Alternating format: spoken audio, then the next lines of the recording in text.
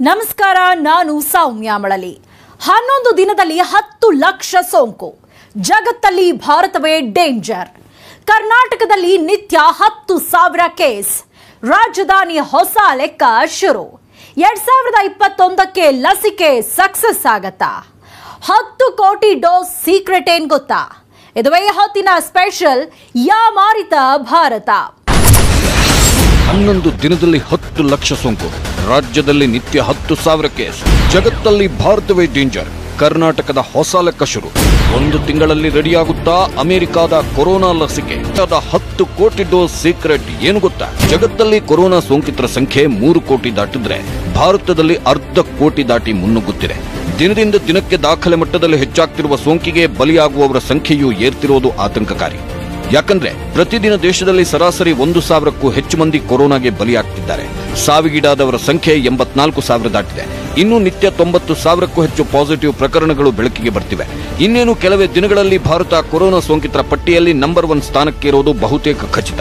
ಯಾಕಂದ್ರೆ ಇದೀಗ ಭಾರತದಲ್ಲಿ ನಿತ್ಯ ಪತ್ತೆಯಾದಷ್ಟು ಸೋಂಕು ಮತ್ಯಾವ ದೇಶದಲ್ಲೂ ಪತ್ತೆ ಆಗ್ತಿದೆ.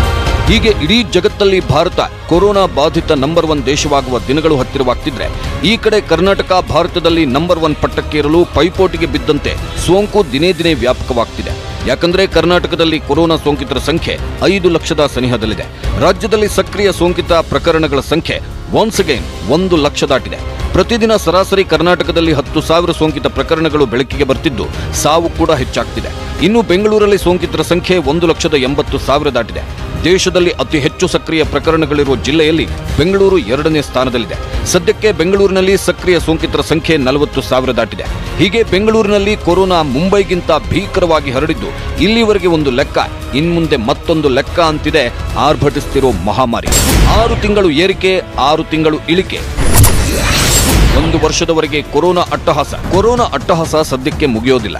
6 ತಿಂಗಳವರೆಗೆ ಕೊರೋನಾ ಸೋಂಕು ಗರಿಷ್ಠ ಮಟ್ಟಕ್ಕೆ ಹರಡಿ ನಂತರ ಮತ್ತೆ ಸೋಂಕು ಕಡಿಮೆ ಆಗುವುದಕ್ಕೂ 6 ತಿಂಗಳು ಬೇಕಾಗುತ್ತೆ ಅನ್ನೋ ಆಘಾತಕಾರಿ ಸಂಗತಿಯನ್ನ ಆರೋಗ್ಯ ಇಲಾಖೆಯ ಜಾಯಿಂಟ್ ಸೆಕ್ರೆಟರಿ ಲವ್ ಅಗರ್ವಾಲ್ ಹೇಳಿದ್ದಾರೆ. ಇವರ ಪ್ರಕಾರ ಭಾರತದಲ್ಲಿ ಇನ್ನೂ ಸೋಂಕು ಗರಿಷ್ಠ ಮಟ್ಟಕ್ಕೆ ತಲುಪಿಯೇ ಇಲ್ವಂತೆ. ಜೂನ್ನಿಂದ ಭಾರತದಲ್ಲಿ ಸೋಂಕು ಹೆಚ್ಚಾಗ್ತಾ ಹೋಗ್ತಿದ್ದು, ನವೆಂಬರ್ ವೇಳೆಗೆ ಗರಿಷ್ಠ ಸೋಂಕು ಭಾರತದಲ್ಲಿ ಪತ್ತೆಯಾಗುವ ಸಾಧ್ಯತೆ ಇದೆ ಅಂದಿದ್ದಾರೆ. ಈಗಾಗಲೇ ದೇಶದಲ್ಲಿ ಪ್ರತಿದಿನ 90,000ಕ್ಕೂ ಹೆಚ್ಚು ಸೋಂಕಿತರು ಪತ್ತೆಯಾಗ್ತಿದ್ದಾರೆ. ಸೋಂಕಿತರ ಸಂಖ್ಯೆ ಅರ್ಧ ಕೋಟಿ ಅಂದ್ರೆ 50 ಲಕ್ಷ ದಾಟಿದೆ. ಆದ್ರೆ ಇದು ಕೂಡ ಭಾರತದ ಜನಸಂಖ್ಯೆಗೆ ಹೋಲಿಸಿದ್ರೆ ದೊಡ್ಡ ಸಂಖ್ಯೆ ಏನೂ ಅಲ್ಲ. ಹಾಗಾಗಿ ಜೂನ್ನಿಂದ ಶುರುವಾದ ಕೊರೋನಾ ಅಬ್ಬರ ನವೆಂಬರ್ ವೇಳೆಗೆ ಗರಿಷ್ಠ ಮಟ್ಟಕ್ಕೆ ತಲುಪಲಿದೆ. ಆ ಬಳಿಕ ಮತ್ತೆ ನಿಧಾನವಾಗಿ ಕೊರೋನಾ ಸೋಂಕು ಇಳಿಕೆ ಆಗಲಿದೆ. ಹಾಗೆ ಸೋಂಕು ಕಡಿಮೆ ಆಗ್ತಾ ಹೋಗೋದಕ್ಕೂ ಸುದೀರ್ಘ 6 ತಿಂಗಳು ಬೇಕು ಅಂತಾರೆ ತಜ್ಞರು. ಹಾಗಾಗಿ ಮುಂದಿನ ವರ್ಷ ಮೇ ತನಕವೂ ಭಾರತದಲ್ಲಿ ಕೊರೋನಾ ಆರ್ಭಟದೊಂದಿಗೆ ಬದುಕಲೇಬೇಕಾದ ಅನಿವಾರ್ಯತೆ ಎದುರಾಗುವ ಸಾಧ್ಯತೆ ಇದೆ. ದಿನದಲ್ಲಿ 10 ಲಕ್ಷ ಸೋಂಕಿತರು ಹೆಚ್ಚಳ. ಭಾರತದಲ್ಲಿ ಕೊರೋನಾ ಸೋಂಕಿತರ ಸಂಖ್ಯೆ ಏರಿಕೆ ಆಗ್ತಿದೆ ನೋಡಿ. ಮೊದಲು 1,000 ಸೋಂಕಿತರ ಹೆಚ್ಚಳಕ್ಕೆ 1 ತಿಂಗಳೇ ಬೇಕಾಗ್ತಿದ್ದ ಭಾರತದಲ್ಲಿ ಈಗ ಕೇವಲ 11 ದಿನದಲ್ಲಿ 10 ಲಕ್ಷ ಸೋಂಕಿತರು ಪತ್ತೆ ಆಗ್ತಿದ್ದಾರೆ. ಹೌದು, ಕಳೆದ 11 ದಿನಗಳ ಹಿಂದೆ ಅಷ್ಟೇ ಭಾರತದಲ್ಲಿ ಒಟ್ಟಾರೆ ಸೋಂಕಿತರ ಸಂಖ್ಯೆ 40 ಲಕ್ಷದ ಗಡಿ ದಾಟಿತ್ತು.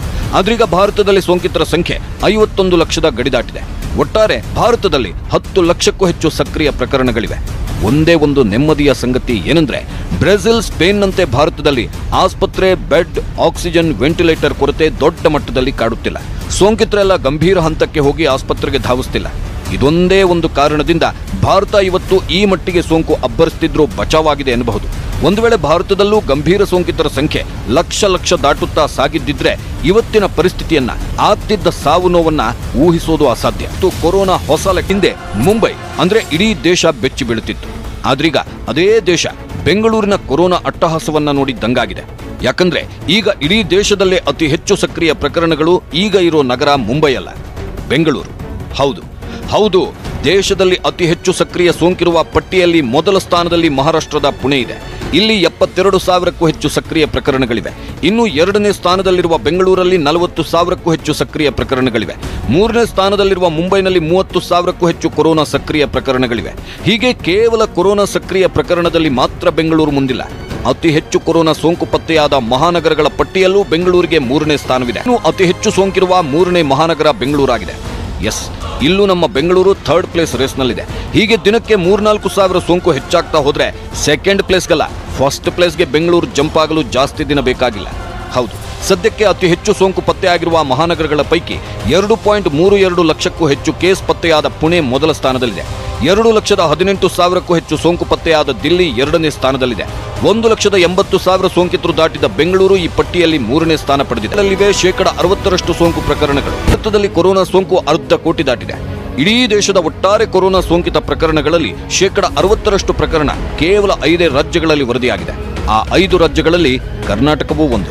ಹೌದು, ಮಹಾರಾಷ್ಟ್ರ, ತಮಿಳುನಾಡು, ಆಂಧ್ರಪ್ರದೇಶ, ಉತ್ತರ ಪ್ರದೇಶ ಮತ್ತು ಕರ್ನಾಟಕ ಇಡೀ ದೇಶದಲ್ಲಿ ಅತಿ ಹೆಚ್ಚು ಕೊರೋನಾ ಸೋಂಕು ಪತ್ತೆಯಾದ 5 ರಾಜ್ಯಗಳು.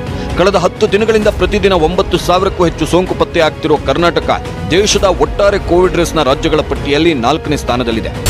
ಮೊದಲ 1 ಲಕ್ಷ ಸೋಂಕಿಗೆ 110 ದಿನ, 10 ಲಕ್ಷದಿಂದ 20 ಲಕ್ಷಕ್ಕೆ 21 ದಿನ, 61 ದಿನದಲ್ಲೇ 30 ಲಕ್ಷ ಪ್ರಕರಣ ಪತ್ತೆ. 1 ಲಕ್ಷ ಕೊರೋನಾ ಸೋಂಕು ಪ್ರಕರಣ ದಾಖಲಾಗೋಕೆ ಬರೋಬ್ಬರಿ 110 ದಿನ ಹಿಡಿದಿತ್ತು.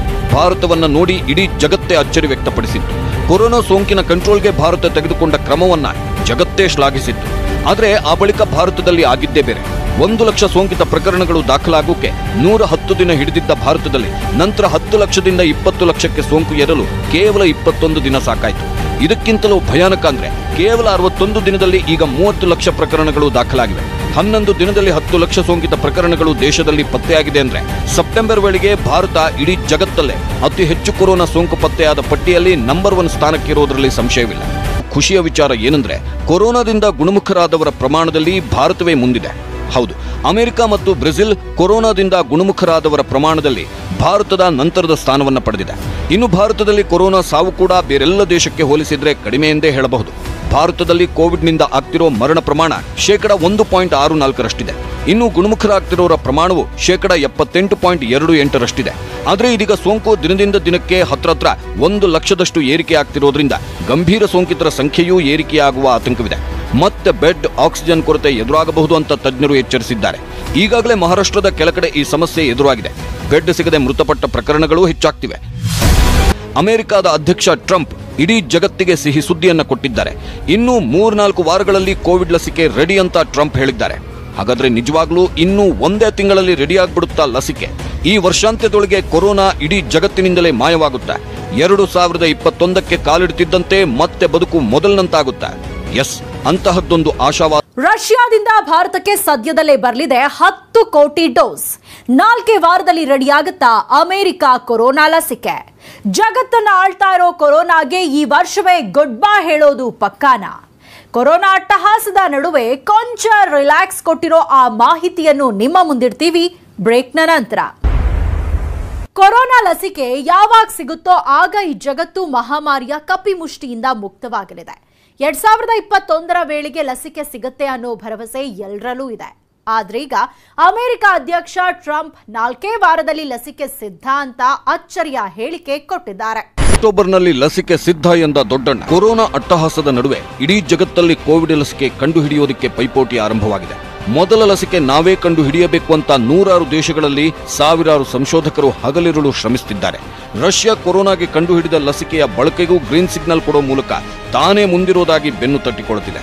ಆದರೆ ಇದುವರೆಗೂ ಯಾವ ಲಸಿಕೆಯೂ ಕೊರೋನಾಗೆ ರಾಮಬಾಣವಾಗಿಲ್ಲ.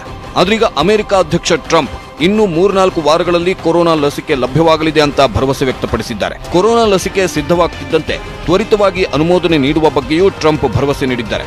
ಸಾಮಾನ್ಯವಾಗಿ ಲಸಿಕೆ ಸಿದ್ಧವಾದರೂ ಅನುಮೋದನೆ ಪಡೆದು ಲಸಿಕೆ ಬಿಡುಗಡೆ ಮಾಡಲು ವರ್ಷಗಳೇ ಹಿಡಿಯುತ್ತಿತ್ತು. ಆದರೆ ಕೊರೋನಾ ಇಡೀ ಜಗತ್ತನ್ನು ಕಂಡು ಕೇಳರಿಯದ ಮಟ್ಟಿಗೆ ಕಂಗೆಡಿಸುತ್ತಿರೋದ್ರಿಂದ 1 ವಾರದ ಅವಧಿಯಲ್ಲಿ ಲಸಿಕೆ ಪಡೆಯಲಿದ್ದೇವೆ ಅಂತ ಟ್ರಂಪ್ ಹೇಳಿದ್ದಾರೆ. ಇನ್ನು ಅಮೆರಿಕದ ಲಸಿಕೆ 3 ಅಥವಾ 4 ವಾರಗಳಲ್ಲಿ ಸಿದ್ಧವಾಗಲಿದೆಯಂತೆ. ಬಹುಶಃ ಟ್ರಂಪ್ ಹೇಳಿದ್ದು ನಿಜವಾದ್ರೆ ಇಡೀ ಜಗತ್ತಿಗೆ 2020ರ ಅಂತ್ಯದಲ್ಲಿ ಕೊರೋನಾದಿಂದ ಮುಕ್ತಿ. ರಷ್ಯಾದ ಲಸಿಕೆ ಸದ್ಯದಲ್ಲೇ ಭಾರತಕ್ಕೆ ಬರುತ್ತಾ? 10 ಕೋಟಿ ಲಸಿಕೆ ಕಳಿಸೋಕೆ ರೆಡಿಯಾಗಿದೆಯಾ ರಷ್ಯಾ? ನಾವಾಗಲೇ ಹೇಳಿದಂತೆ ವಿಶ್ವದ ಮೊದಲ ನೋಂದಾಯಿತ ಕೋವಿಡ್ ಲಸಿಕೆ ಪತ್ತೆ ಹಚ್ಚಿದ ಹೆಗ್ಗಳಿಕೆ ರಷ್ಯಾದ್ದಾಗಿದೆ. ರಷ್ಯಾ ಕಂಡುಹಿಡಿದ ಸ್ಪುಟ್ನಿಕ್ ವಿ ಲಸಿಕೆಯನ್ನ ಭಾರತದಲ್ಲಿ ಪರೀಕ್ಷೆಗೆ ಒಳಪಡಿಸಲು ಪುಟಿನ್ ತುದಿಗಾಲಲ್ಲಿ ನಿಂತಿದ್ದಾರೆ. ಇದೀಗ ಭಾರತದಲ್ಲಿ ಈ ಲಸಿಕೆಯನ್ನ ಪರೀಕ್ಷೆ ಮಾಡಲು ಮತ್ತು ಮಾರಾಟ ಮಾಡಲು ಪ್ರಮುಖ ಔಷಧ ತಯಾರಿಕಾ ಕಂಪನಿಯಾಗಿರುವ ಡಾಕ್ಟರ್ ರೆಡ್ಡಿಸ್ ಲ್ಯಾಬೊರೇಟರಿ ಜೊತೆ ರಷ್ಯಾ ಒಪ್ಪಂದ ಮಾಡಿಕೊಂಡಿದೆ. ಈ ಒಪ್ಪಂದದ ಪ್ರಕಾರ ರೆಡ್ಡಿ ಲ್ಯಾಬ್ಗೆ 10 ಕೋಟಿ ಸ್ಪುಟ್ನಿಕ್ ವಿ ಡೋಸ್ಗಳು ರಷ್ಯಾದಿಂದ ರವಾನೆಯಾಗಲಿದೆ. ಆ ಬಳಿಕ ಭಾರತದಲ್ಲಿ ರಷ್ಯಾ ಲಸಿಕೆಯ 3 ಹಂತದ ಪ್ರಯೋಗವೂ ಆರಂಭವಾಗಲಿದೆ. ಒಂದು ವೇಳೆ ಈ ಪರೀಕ್ಷೆಯಲ್ಲಿ ಯಶಸ್ಸು ಕಂಡುಬಂದ್ರೆ ನಂತರ ಈ ಔಷಧಿಯನ್ನ ಲ್ಯಾಬ್ ಮಾರಾಟ ಮಾಡಲಿದೆ. ಆದರೆ ಭಾರತದ ಔಷಧ ನಿಯಂತ್ರಣ ಪ್ರಾಧಿಕಾರದಿಂದ ಇನ್ನೂ ಈ ಪ್ರಕ್ರಿಯೆಗೆ ಅನುಮತಿ ಸಿಕ್ಕಿಲ್ಲ. ಒಂದು ವೇಳೆ ರಷ್ಯಾದ ಈ ಲಸಿಕೆ ಸಕ್ಸಸ್ ಆದ್ರೆ ಭಾರತ ಕೋವಿಡ್ ಸಮರ ಗೆಲ್ಲೋದು ಕಷ್ಟವಾಗಿದೆ. ಇನ್ನು ಅಮೆರಿಕದ ನೋವಾವ್ಯಾಕ್ಸ್ ಕಂಪನಿ ಅಭಿವೃದ್ಧಿಪಡಿಸಿದ ಲಸಿಕೆಯನ್ನ ಪುಣೆಯ ಸೆರಮ್ ಇನ್ಸ್ಟಿಟ್ಯೂಟ್ ಆಫ್ ಇಂಡಿಯಾ ಉತ್ಪಾದಿಸಲಿದೆ. ಇಲ್ಲಿ ನೋವಾವ್ಯಾಕ್ಸ್ ಉತ್ಪಾದನೆ ಮುಗಿದ ನಂತರ ಈ ಲಸಿಕೆಯನ್ನ ಅಕ್ಟೋಬರ್ ಮಧ್ಯಭಾಗದಲ್ಲಿ ಮಾನವರ ಮೇಲಿನ ಪ್ರಯೋಗ ಆರಂಭವಾಗಲಿದೆ. ಈಗಾಗಲೇ ಬೇರೆ ಬೇರೆ ದೇಶಗಳಲ್ಲಿ ಈ ಲಸಿಕೆಯ ಪ್ರಯೋಗ ಆರಂಭವಾಗಿದೆ. ಹಾಗೆ ನೋಡಿದ್ರೆ ಈ ಲಸಿಕೆ ಮೇಲೆ ತುಂಬಾ ಭರವಸೆಯೂ ಇದೆ. ಯಾಕಂದ್ರೆ ಈ ಲಸಿಕೆಯನ್ನ ಸಾರ್ಸ್ CoV-2 ವೈರಾಣುವಿನ ಜೀವತಂತು ಬಳಸಿ ನೋವಾವ್ಯಾಕ್ಸ್ NVX-CoV-2373 ಲಸಿಕೆಯನ್ನ ಅಭಿವೃದ್ಧಿಪಡಿಸಲಾಗಿದೆ. ಪ್ರಾಣಿಗಳ ಮೇಲಿನ ಪ್ರಯೋಗದಲ್ಲೂ ಫಲಿತಾಂಶ ಬಂದಿರುವ ಕಾರಣ ಈ ಲಸಿಕೆ ಮೇಲೆ ಹೆಚ್ಚಿನ ಭಾರತದ 30 ಕಂಪನಿಗಳಿಂದ ಲಸಿಕೆ ಸಂಶೋಧನೆ. ಭಾರತದಲ್ಲಿರುವ 30 ಕಂಪನಿಗಳು ಕೊರೋನಾ ಲಸಿಕೆ ಸಂಶೋಧನೆ ನಡೆಸುತ್ತಿವೆ. ICMR ಮತ್ತು ಕ್ಯಾಡಿಲಾ ಹೆಲ್ತ್ ಕೇರ್ ಸಹಯೋಗದ ಲಸಿಕೆ, ಆಕ್ಸ್ಫರ್ಡ್ ಮತ್ತು ಆಸ್ಟ್ರಾಜೆನಿಕಾ ಸಹಭಾಗಿತ್ವದ ಸೆರಮ್ ಇನ್ಸ್ಟಿಟ್ಯೂಟ್ ಆಫ್ ಇಂಡಿಯಾ ಅಭಿವೃದ್ಧಿಪಡಿಸುತ್ತಿರುವ ಲಸಿಕೆಗಳು ದೇಶದಲ್ಲಿ ಈಗಾಗಲೇ ಕ್ಲಿನಿಕಲ್ ಟ್ರಯಲ್ಗೆ ಒಳಪಟ್ಟಿವೆ. ಉತ್ತಮ ಫಲಿತಾಂಶವೂ ಬಂದಿದೆ. ರಷ್ಯಾದ ಸ್ಪುಟ್ನಿಕ್ ವಿ ಲಸಿಕೆಯು ಪ್ರಯೋಗಕ್ಕೆ ಒಳಪಟ್ಟು ಉತ್ತಮ ಫಲಿತಾಂಶ ಬಂದರೆ ಕೊರೋನಾದಿಂದ ಬಹುಬೇಗ ಬಂಧಮುಕ್ತಗೊಳ್ಳಬಹುದು. ಬದಲಾಗುತ್ತಾ ಕೋವಿಡ್ ಚಿಕಿತ್ಸಾ ವಿಧಾನ. ಕೊರೋನಾಗೆ ಈವರೆಗೂ ಲಸಿಕೆ ಸಿಕ್ಕಿಲ್ಲ. ಇನ್ನು ಸೋಂಕಿತರಿಗೆ ಜ್ವರ ಮತ್ತು ಕಫ ತಡೆಯಲು ಕೂಡ ಯಾವ ಬೇರೆ ಔಷಧಿಯೂ ಪರಿಣಾಮಕಾರಿಯಾಗಿಲ್ಲ. ಹೀಗಾಗಿ ಲಸಿಕೆ ಸಿಗೋವರೆಗೂ ಕೊರೋನಾ ರೋಗಿಗಳ ಚಿಕಿತ್ಸೆಗೆ ಅಶ್ವಗಂಧ, ಪಿಪ್ಪಲಿ, ಅಮೃತಬಳ್ಳಿ ಸೇರಿದಂತೆ ಮೊದಲಾದ ಆಯುರ್ವೇದ ಗಿಡಮೂಲಿಕೆಗಳನ್ನು ಪ್ರಯೋಗ ಮಾಡುವ ಕುರಿತು ಚಿಂತನೆ ನಡೆಸಲಾಗುತ್ತಿದೆ ಅಂತ ಆರೋಗ್ಯ ಸಚಿವ ಡಾಕ್ಟರ್ ಹರ್ಷವರ್ಧನ್ ಹೇಳಿದ್ದಾರೆ. ಹಾಗೆ ನೋಡಿದ್ರೆ ಚೀನಾವು ಕೊರೋನಾ ಚಿಕಿತ್ಸೆಗೆ ಆಯುರ್ವೇದ ಪದ್ಧತಿಯ ಮೊರೆ ಹೋಗಿತ್ತು. ಆಯುರ್ವೇದ ಔಷಧಿ ಪರಿಣಾಮಕಾರಿಯಾಗಿದೆ ಅಂತ ಮೊದಲೇ ಚೀನಾ ಹೇಳಿಕೊಂಡಿತ್ತು.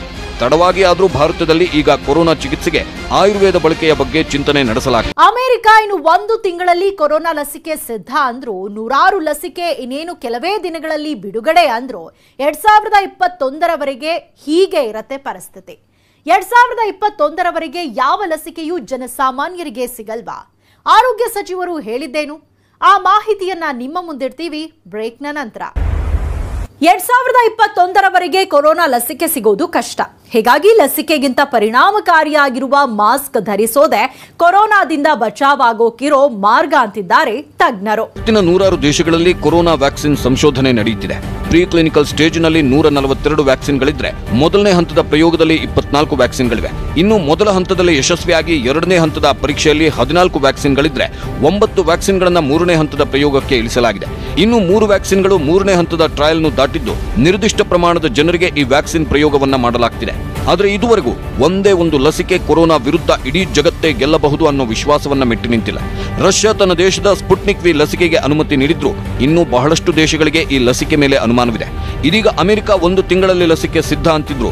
ಒಂದು ವೇಳೆ ಸಿದ್ಧವೇ ಆದ್ರೂ ಆ ಲಸಿಕೆಯೂ ಅಷ್ಟು ಬೇಗ ಸಿಗಲ್ಲ. 2021ರ ವೇಳೆಗಷ್ಟೇ ಕೊರೋನಾ ಲಸಿಕೆ ಸಿಗೋ ಸಾಧ್ಯತೆಗಳಿದೆ. ಹಾಗಾಗಿ ಅಲ್ಲಿವರೆಗೂ ಮುನ್ನೆಚ್ಚರಿಕೆ ವಹಿಸಿ ಜೀವ ಉಳಿಸಿಕೊಳ್ಳೋದು ಬಿಟ್ಟರೆ ಬೇರೆ ಮಾರ್ಗವಿಲ್ಲ. ಭಾರತದಲ್ಲೂ ಕೊರೋನಾ ಲಸಿಕೆ ಕಂಡುಹಿಡಿಯುವ ಪ್ರಯತ್ನ ಯಶಸ್ಸಿನ ಹಾದಿಯಲ್ಲಿದೆ. ಮುಂದಿನ ವರ್ಷದ ಆರಂಭದ ಹೊತ್ತಿಗೆ ಭಾರತದಲ್ಲೂ ಕೊರೋನಾ ಲಸಿಕೆ ಸಿಗುವ ನಿರೀಕ್ಷೆಗಳಿವೆ ಅಂತ ಆರೋಗ್ಯ ಸಚಿವ ಹರ್ಷವರ್ಧನ್ ಹೇಳಿದ್ದಾರೆ. ಭಾರತದಲ್ಲಿ ಒಟ್ಟಾರೆ 8 ಕೋವಿಡ್ ಲಸಿಕೆಗಳು ಅಭಿವೃದ್ಧಿ ಆಗ್ತಾ ಇದ್ದು ಅವುಗಳಲ್ಲಿ 2 ಲಸಿಕೆ ಫೇಸ್ 2 ಟ್ರಯಲ್ನಲ್ಲಿದೆ. ಆದರೆ ಒಂದಂತೂ ಸತ್ಯ, ಈ ವರ್ಷದ ಅಂತ್ಯದವರೆಗೂ ಲಸಿಕೆ ಸಿಗುತ್ತೆ ಅನ್ನೋ ನಿರೀಕ್ಷೆಯನ್ನ ಇಟ್ಟುಕೊಳ್ಳುವಂತಿಲ್ಲ. ಕೊರೋನಾವನ್ನ ಕಡೆಗಣಿಸುವಂತೆಯೂ ಇಲ್ಲ. ಮಾಸ್ಕ್, ಸಾಮಾಜಿಕ ಅಂತರ, ಸ್ಯಾನಿಟೈಸ್ ವಿಚಾರದಲ್ಲಿ ರಾಜಿ ಮಾಡಿಕೊಳ್ಳದೆ ಮುನ್ನೆಚ್ಚರಿಕೆ ಕ್ರಮ ಅನುಸರಿಸಿದ್ರೆ ಮಾತ್ರ ಕೊರೋನಾದಿಂದ ಬಚಾವಾಗಬಹುದು. ಇನ್ನು ಕೊರೋನಾ ಗೆದ್ದವರು ಉಡಾಫೆ ಮಾಡಿ ಮುನ್ನೆಚ್ಚರಿಕೆ ವಹಿಸದೇ ಇದ್ರೆ ಮತ್ತೆ ಕೊರೋನಾ ದಾಳಿಗೆ ತುತ್ತಾಗಿ ಹೈರಾಣಾಗಬೇಕಾಗುತ್ತೆ. ಹಾಗಾಗಿ ಲಸಿಕೆ ಸಿಗೋವರೆಗೆ ಕೊರೋನಾ ಕಂಟ್ರೋಲ್ ಮಾಡೋಕೆ ಸಾಧ್ಯವಾಗದಷ್ಟು ಭೀಕರವಾಗಿ ಹರಡಿದೆ. ಸೋಂಕು ಗೆದ್ದವರಿಗೂ ಮತ್ತೆ ರೋಗ ಲಕ್ಷಣಗಳು ಕಾಣಿಸಿಕೊಳ್ತಾ ಇದೆ. ಹೀಗಾಗಿ ಲಕ್ಷ ಸೋಂಕಿತರು ಮುಂದಿನ ದಿನಗಳಲ್ಲಿ ಕೊರೋನಾಗೆ ಕಂಗೆಡೋ ಸಾಧ್ಯತೆ ಹೆಚ್ಚಾಗಿದೆ. ಇದಾಗಿತ್ತು ಈ ಹೊತ್ತಿನ ಸ್ಪೆಷಲ್. ನೋಡ್ತಾ ಇರಿ ನ್ಯೂಸ್ 18 ಕನ್ನಡ. ಜಾಲ ನಮ್ಮದು, ಬಲ ನಿಮ್ಮದು.